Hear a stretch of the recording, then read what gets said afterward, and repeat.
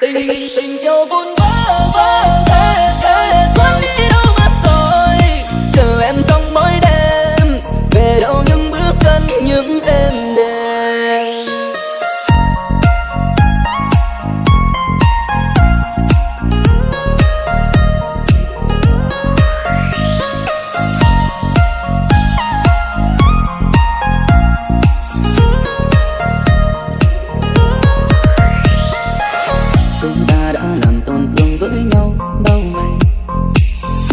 Sai chẳng còn là chuyện để ta tranh luận, thế gian đổi rời vạn vật chuyển lay theo ngày, yêu nhau đến mấy cũng không bằng sự may mắn.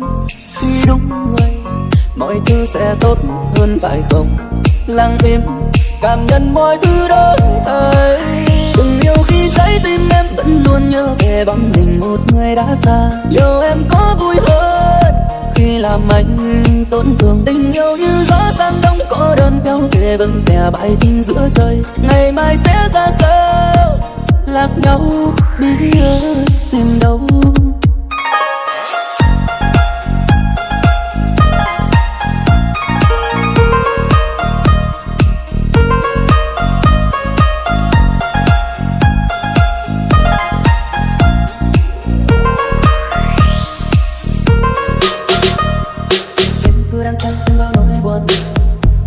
Chẳng níu giữ em ăn sâu trong ánh mắt, em cứ mang theo bao tiếng cười để anh chơi với giữa muôn người buồn vương trong những câu hát anh mong.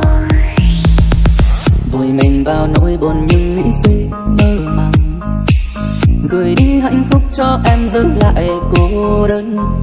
Em giờ đã ổn chưa, nơi này trời vẫn mơ, phải quên đi mà sao cứ nhớ tới em.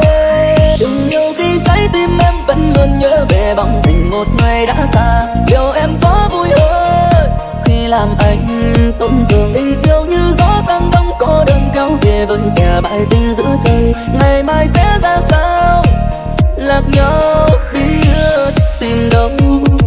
Đừng yêu khi trái tim em vẫn luôn nhớ về bóng hình một người đã xa, liệu em có vui hơn khi làm anh tổn thương. Tình yêu vun vỡ rồi thế rồi cuốn đi đâu mất rồi, chờ em trong mỗi đêm, về đâu những